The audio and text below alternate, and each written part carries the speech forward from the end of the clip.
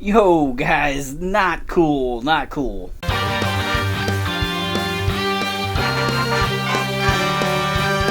Welcome to Pegwarmers. I'm Kevin, and I'm here to talk about toys today.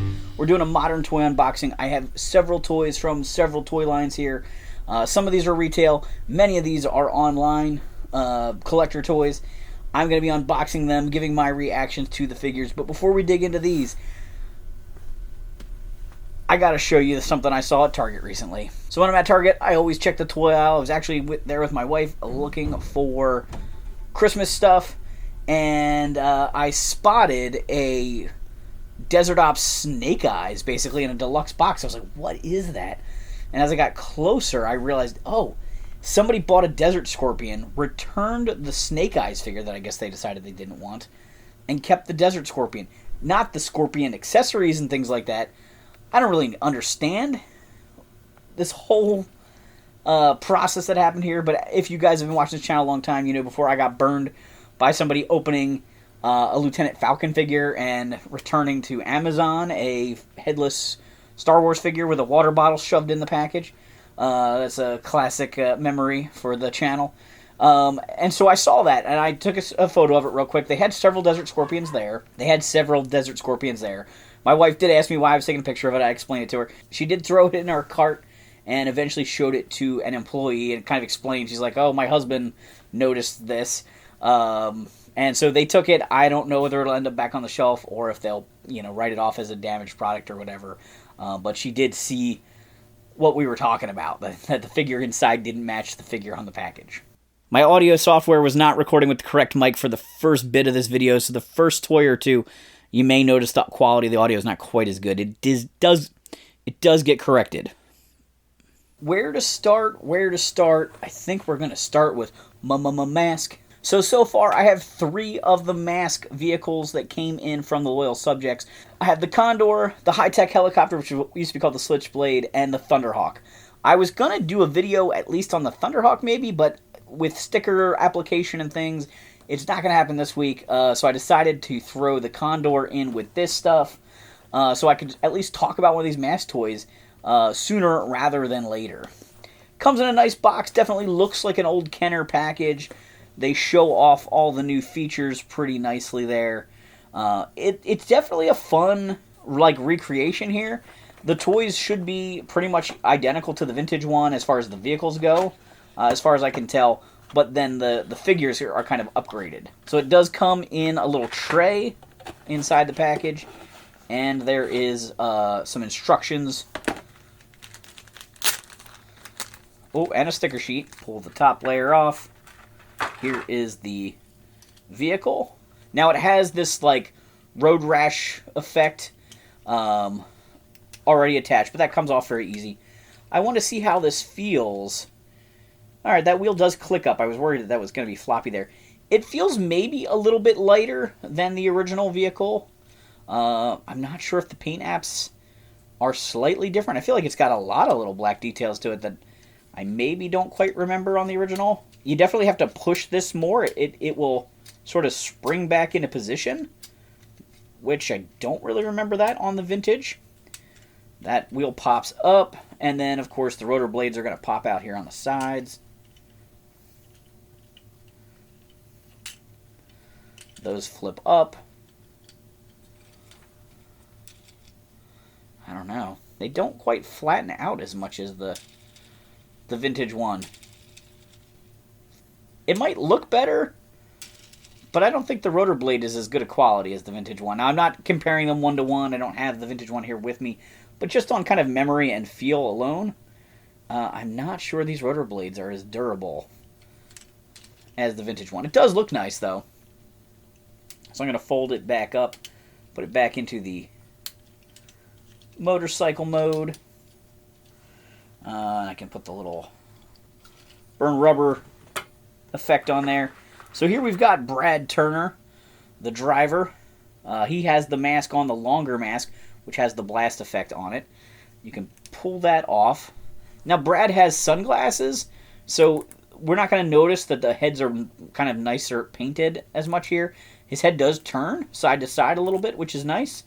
His arms move up and can move out to the side, so some added articulation at the shoulder there. Still, they didn't add any elbow joints, which is unfortunate. The hips are a little bit different. They definitely have a wider range of motion there. They can kick out to the side. They do have bends at the knees. So I do like the figures. They feel very petite. I kind of want to compare him to a vintage figure. Again, like, are the proportions like really, really there? We also have a short version of his helmet that does not have the blast on it. So that's maybe the more standard version there.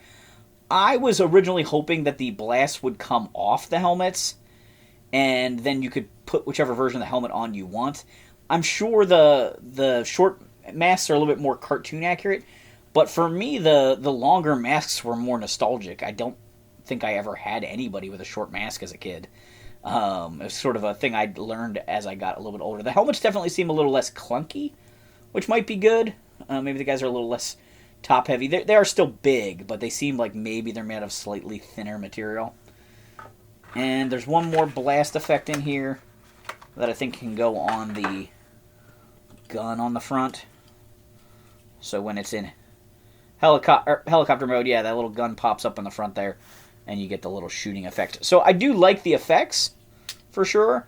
I like the updates on the figure. Obviously, like I said, I have some stickers to apply to it, just a couple. It's pretty fun. I am, again, not loving the durability of it. I have not really played with it a lot. And like I said, I didn't compare it to the other one. So it might be just as durable. But it feels maybe, just that modern plastic. It's just a little bit different. So in the comments down below, if you guys got any of the mask stuff from Loyal Subjects, let me know. This is the first one I've gotten to open and check out, but I do have more if you guys are interested in seeing other vehicles. And I hope to, get a chance to compare this to the other one at some point. Next up, we're doing a GIJoe Classified, because it's Pegwarmers here, and we love GIJoe Classifieds. There's 3 1986 Joes that are going to get opened in this video. 86 is my favorite year of G.I. Joe, and so I'm enjoying the fact that we're getting classified versions of a bunch of those characters. If you've watched this channel before, you know that the closer these are to the vintage figures, the happier I am. What I like about classifieds, when they do update figures, having the weapons come out of the holsters, having helmets come off, those kind of details are what I love about taking a vintage figure and making them a classified figure, more so than really kind of changing them a lot and super modernizing them. Deep Six here is pretty close to its vintage action figure. There are a few tweaks. Probably just enough that they could get away with doing a vintage card version at some point with slightly different accessories and not have people feeling totally robbed. But he's got his great greenish blue wetsuit with the white chest. He's got some pinstriping going down the sleeves and the pants. Lots of web gear and little pockets and stuff. Just really nice looking outfit. He's got a knife that fits on one hip and a pistol on the other hip. He comes with flippers. I'm going to say these are a little less vintage accurate. They're a little more almost Creature from the Black Lagoon-ish. Like, are they sharing these with Wetsuit and the Hydro Viper that they've name only announced? And then at some point we'll get a version of him with more standard flippers, because these do look more like monster feet. His helmet, I think, looks incredible. Whoa, lost a pipe off of it. This looks really, really good as far as looking like the vintage one. It's got the little headlights built into the top there. They're just a painted detail. It's got the translucent goggles. So if we don't want Deep Six without his helmet, if we don't want Wetsuit without his helmet, we can obviously put it on there. It is nice to be able to have these guys hang out on deck or at base without their helmets on all the time. But when they go on missions, we got to put the backpack on here. Looks pretty much exactly like his vintage one. It has pegs here that peg into his web gear, as well as a backpack peg. And then the hoses from his helmet can plug into that backpack, which is pretty accurate to the vintage. He had a mouthpiece. It was one big kind of catfish mustache type tubing, as opposed to this being two separate tubes. But that does look really nice. It works pretty well. Just snugging his helmet down there to make sure goggles were lined up with his eyes. He comes with his searchlight, again, very vintage toy accurate. And then he has a sea sled. The sea sled here is not nearly as vintage inspired as it probably could be. Yeah, so his vintage one had sort of like the propeller to move him, and then like came down and formed a handle in the back, I think, sort of in the center, which is easy for action figures to hold on to. Here, this is more of like a in between the propellers. He's got to hold on to it, which maybe looks a little bit more awkward. Oops, I just popped a tube out of his helmet and backpack. I'm wondering if he's going to be kind of futzy like that. Drops his flashlight. Yeah, so I'm going to have to play around with him a little bit to get him to hold the sea sled. It's not super accessory-arized, like action figure version with like an obvious handle. Like, you know, some of the old GIJoe weapons had really obvious handles kind of sculpted into them. This does have a place for his hand, but it's not as easy as maybe the vintage one to put in his hands. Overall, I think he looks pretty good. I hope the hoses aren't too fiddly. Love the sculpt details. Love the choice of accessories, other than maybe the flippers, and they're not bad. Like I said, I think we're using these flippers, getting our money's worth out of them, but I do think there are more accurate flippers that could be made for him that don't have the little toe needle. All right, next up, we've got a Batman Forever Batman. I'm sure you guys saw this. Target did a Batman Forever line with Batman, Robin, Two-Face, and the Riddler. They're not 100% reissues, but they feel, they're inspired by old figures. They also did some vehicles for this line. I had a hard time finding them. I thought about doing like a video on all of them, but I never saw them all in the store at the same time. I thought about getting the Batmobile at one point, but I think I have a vintage Batman Forever Batmobile, so I really just kind of wanted a Batman Forever Batman to put in it. So that's what I ended up grabbing. It's super bulky. He's got a kind of silly Val Kilmer face in the sculpt there. A little bit of that actor's likeness, as much as you can get out of just the lips and the jawline. But I think he's pretty cool. The back says coming soon and has a Superman symbol there. Do you think we're getting Superman figures? The Superman movie's kind of over. I don't know if we're getting them. Oh, wow. I am a little surprised. I was expecting the cape to have that little plastic C-shaped insert that would clip on his neck like the Batman 89 figures and the Batman Returns figures and the Batman movie, or Batman animated series figures would all have, but he does not. He has a piece of fabric here that looks like it's sort of clamped between the halves of his torso. Not as good. Not as good. It's very clothy. It is soft. It's not very wide, so it's not very billowy. It can't go over his shoulders, which a lot of the capes of this era usually could. So, for the era that the movie came out in, not the modern era. This is kind of a modern cape, unfortunately. I do like the figure. He's got a lot of little details sculpted in him, even some paintwork. His bat logo looks great. He's a little bit pinheaded.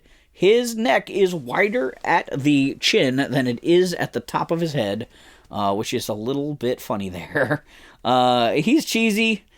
He's definitely one you could miss. He's got one accessory holding hand and one fist. Nice spikes on those gauntlets there. No articulation beyond the standard 5, which is probably accurate for these figures at the time. I always am a little surprised when Batman figures don't have knees, though, because I feel like to be able to put him on a motorcycle, he needs knees. To have him really do a lot of fight moves, he needs knees. More so than elbows. But a lot of Batman figures, I guess, like the animated series stuff, never did have any real great articulation. The cape whips around a little bit. Like I said, clothier than we've been seeing from some of the other modern toy lines. He's got a lot of technical doodads sculpted into his back. I'll definitely show that. That seems a little bit strange. I don't really know what the point of all that is. Almost makes you think he's a robot when you look under the cape. Yeah, it's silly for sure. But, alright, Target. That's kind of fun. Next up, we're checking out Mainframe. Mainframe is Another one of those 1986 Joes. He's a computer specialist. He's a Marine Corps member. Often not thought of as a Marine. Blaine Mainframe Parker is his name on the package here. He's got a Marine Corps logo on his helmet, and possibly even on the hat on this figure, or the sort of modified version they're now using. But he was always a Marine, but a lot of people didn't realize it because it wasn't so obvious on his file card. I think the comics made it much clearer. First reaction, looking at Mainframe, he seems extra decked out with straps and doodads. I haven't looked at the original Mainframe figure in a little while. I know the original one did have some random techno bits on his outfit, as well as some pouches and things. But this guy's got a lot going on. His body almost looks like it could be used for a Ghostbuster figure with the knee pads and the boots and what almost looks like a jumpsuit. That would be could be a funny crossover, GIJoe Ghostbusters. He does have his emblem on the shoulder tampoed on there. I don't know what particular unit that goes to, but that's very memorable on his original figure. He also has some little like parachute cords, or maybe it's wire for patching something together on his belt there. That's a fun little detail and an extra paint hit. He's got a little wrist communicator thing that makes me think of High Tech, one of the computer Joes. So it's kind of fun to see a little nod like that. So he has a helmet that fits on his head here, which gives him his kind of standard action figure look. He also comes with a head that is wearing a baseball cap and a like mic setup, so if you want to have him at the base, he doesn't have to have his helmet on. He's got a knife that fits on one hip. He's got a pistol that looks like it goes in a holster on his chest. Again, this is one of those characters that didn't come with a lot of weaponry, which was pretty common with communications guys, like Breaker. You know, came with a radio setup, but no weapons. Mainframe was one of those guys. He had a backpack and a computer, but no actual fireable weapons. His backpack, interestingly enough, has painted pads on it. No painted details you can see when he's wearing it, but a painted detail that you can see when he takes it off. It's a pretty good recreation of the vintage backpack. It almost looks like it's the same size as the vintage backpack. He's got his little laptop here. I don't know if this was reused for anybody else yet, or will be eventually. It's got a keyboard. It's got a monitor. It seems like the monitor side is very thick and kind of heavy. It's like a lenticular thing, I think. Or maybe it's just a textured sticker. The keyboard is unpainted, but that can fold up and it has a handle on it for him to carry it. And then he comes with a couple different techno doodad / walkie-talkie things and a cord to hook him up to his backpack, which the vintage figure had. He does also have spaces to sort of plug them into his backpack. One fits on a... Okay, the one fits in a pouch on his hip, which I think he did have a doodad there. The other one pegs onto the backpack here. There's also another hole. Oh, that must be for the wire. So the wire pegs into the backpack and then pegs into the comm device. All right. This works pretty well, I think. Kind of liking the look here. Not a bad update. Not maybe perfectly like his vintage figure, but again, probably close enough you could, if that's what you're going for, the vintage looks, he's great, and maybe just far off enough that if they really wanted to later, they could re-release him as a retro card and drop a few of these things and maybe change up the laptop or something like that to make it a little more old school, if that's where the fan base seems to be and the design team thinks they could sell it that way. Next up, I've got a Marvel Legends figure, and this is Warbo. He is the second figure we're getting from Crystar. Crystar was a Remco toy line in the 80s. They were Crystal Warriors versus like lava monsters, and Crystar got made in Marvel Legends as well as ROM Space Knight. These are like Marvel comics that were written based on toys, kind of like GIJoe and Micronauts and Transformers, but ROM had a very successful comic run. Crystar's toy line and comic was both much more short-lived, but it's amazing that we're getting some of these characters in Marvel Legends. So I had to get a second Crystar character. In some ways, I wish they had made a bad guy so Crystar could have, King Moltar or whatever his name is, but also I understand that the clear crystal guys are what's eye-catching and really cool about Crystar. So I don't think they went the wrong way. The only thing they could really do the wrong way is going with one of the weird, like, wizard guys first. The crystal guys are definitely really neat looking. I love this translucent crystal looking plastic. Warduke has an eye patch. He's got this crazy bandolier type thing around him. He comes with his crossbow. It looks like I have to switch his hands out to be able to have him hold it. He's got one open hand and one fist hand, but he did come with some accessory holding hands. So let's swap that around. All right, he's got his crossbow in his hand. It's got a arrow permanently affixed to it, but that looks great. He's got green boots. He's got some green trunks there, but the rest of his body is translucent plastic. I think he's super fun. So glad they did this. There's a couple other crystal characters beyond, like, foot soldier type guys. There's like a shorter guy that's got magma legs but crystal body. I don't know if we could get him. Warbo, I'm super happy about him. They also included a Build-A-Figure part. I have no use for this, as often is the case for me. I think I've only ever built one or two, maybe three collect and connect or Build-A-Figures in my life. I have a Juggernaut. I have a Bane. Yeah, maybe one other one. I'm not even sure. All right, time for our third figure from 1986 getting the classified treatment. This time we've got Sci-Fi. All right, so we got Sci-Fi out of the package. The first thing I'm going to say, his colors are a little bit muted. That might have been a good choice for classified, since they do tend to lean a little bit more towards realism. Definitely leaves a opening there for that retro card style one in a neon green. I don't know how easy that would be to sell. I'm sure there's people that would love it, but also this one's not bad. So I think this might fill the hole for a lot of people. He's got, techno boots. They probably share some parts with the Battle Armor Cobra Commander. He's got his chest armor there that looks great. He's got some gauntlets going on. Removable helmet, which is really nice. His hair's a little more slicked back than like the later Sci-Fi releases from the vintage line that did have a removable helmet. But the 86 version never had a helmet that could come off. So he does have a helmet that can slide on here. Boy, it's tight. It does not have a visor built into it. There are two visors that can peg on. The first one, if I can figure out which way it's supposed to go, is just the goggle strip, which is how the vintage figure looked. This also is removable, and there's a larger plate there. The larger plate makes you almost question, is there like a full visor that he can like push up and then up again?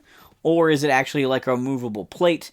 This full visor version sort of started in one of the more modern 4-inch figures where it came with a couple different options to the helmet. Reminds me a little bit more of those running suits they wore in the one G.I. Joe movie, the hyper suits or whatever they were called with Channing Tatum. I don't love the full mask. I definitely will be displaying him with the partial mask because I'm an 86 purist. All right, he comes with his backpack, which was originally neon green. This is a little bit thinned down, and it's black with a little silver detail. His blaster, laser rifle, definitely redesigned. Doesn't quite look like the original one, but I think it looks fine. Not sure if this was ever used with anybody else from this line. And then he's got a cable to connect the two together. So power up that laser from the power pack here. This blast effect makes me wonder if somebody working on the Joe team moved over after having worked on the Lightning collection for Power Rangers for a while, because this feels very much like some of the blast effects that came with them. This giant sphere and then the laser beam. It's very heavy. But you can also unplug the ball from the beam to have more of a laser beam coming out of the weapon there, which is maybe a little bit more sensible for a long-term display where you want him shooting it. Maybe you can get him in a pose where he's holding it across his body and it's a little bit more supported if you want to use that larger blast effect. Pretty happy with Sci-Fi. Again, not a perfect recreation of the vintage figure, but nothing really drastically different, so much so that I couldn't be happy with this one as being the lone version in my 6-inch collection. Next up, we've got another Marvel Legends. This is X-Men 97 Wolverine. I loved the X-Men 97 cartoon. I loved Toy Biz X-Men as a kid. I have some Marvel superheroes in my collection, Marvel Legends, especially some X-Men. I probably have a decent yellow suit Wolverine, but was pretty excited to see this one. I do like how he has a Logan head and a mask that you can kind of put around his neck so it looks like it's like folded down from his hood. I thought that was a pretty cool update there. And I'm hoping these claws are in good shape, because the claws are always tough on these guys. So I've had this Wolverine for a little while and hadn't opened him yet. Kind of like the Batman figure. Bought him, brought him down here, and just hadn't opened him yet. These claws are pretty decent. They don't seem like they're going to detach too easy from the figure. They're not warped too bad. The one hand is like perfect. This hand, two of the claws do kind of touch each other a little bit, so might have to do a little bit of hot water, cold water going on there to try and straighten that out. But like I said, I like the Logan face here. I can pop the head off and then put this piece on over his neck, so he's literally wearing the Wolverine mask as a hood, as he often did in the cartoon. I love that. He's got a great Wolverine head here that I can put on him if I want the masked head, and he does come with hands that have the claws retracted for when that's necessary. They did a great job with the boots. I like how the fins are a little bit more out to the outside instead of being kind of like in front of his knees as much. Really good paint work. Super happy to have him. Again, I probably have a yellow Wolverine in my collection already, but this one looks great. He looks short. I've got him next to Warbo, and I can throw in a G.I. Joe for comparison. I think it's great. Last figure to check out is Crusher. I got another wave of Super 7 Thundercats. I've been pretty selective on these guys as of recently. I've been buying less of them. But I would like all the Berserkers. I would like all of the Lunatics. Lunatics. I did order Red Eye, but I did not order the Lion-O that was released as that's the wave, is 2 figures. This wave I did for some reason buy the whole wave. Mostly out of feeling like I needed to support the line, because I really want to finish the Lunatics and get more of these guys. Crusher is a hulking, lethal foe and a member of the pirate crew, the Berserkers. Led by Captain Hammerham, the Berserkers use their enhanced powers from cybernetic bodies to raid and pillage the shores of Third Earth from the sea. Crusher wields incredible brute strength and can crush buildings and boulders with ease. The Berserkers' greedy and cruel nature is often exploited by Mumra, who uses them in plots against the Thundercats. I do have his vintage figure. It's very gimmicky, as were many of the Berserkers, so it's nice to have a little bit more cartoonified version here. Whew! We got Crusher out of the package. He is massive. Look at these big, clunky robot feet. He's got a huge torso, big arms, big hands. He's got fist hands on out of the package. He comes with a couple different gripping and pointing hands in the package there that you can swap them out with. He also comes with 2 small little sacks of money. I assume those are episode specific. Either he takes them from somebody or gets paid by somebody, or maybe it's magic pixie dust. Who knows? But he's got 2 heads, a sort of smiling head and a grimacing head. I think I will be displaying mine with the grimacing head. I think he is pretty darn cool. Massive figures. I love that Super 7 is making some of these things. I know they're really expensive. I have a feeling that it's gonna this time or no time for Thundercats. I've passed on some things from the line, including the Sky Cutter and the Cat's Lair. I'm not getting the toy color versions of them. I've just been focusing on the cartoon versions. It gives it a little bit of a purpose for me, because I still want to own the vintage figures. So having the cartoon versions feels different enough to make it kind of worthwhile. Alright guys, it is a hectic time of year. I gotta try and get this thing banged up and out to you guys. I really appreciate the people that tune in every week and leave comments. It really does help, show that this is quality content. Hit those thumbs ups. Let me know which is your favorite figure here. Did you order any of these guys? Is anybody here you think a total pass? Maybe Batman. Once again, thank you for watching. Thanks for hanging on the peg with me.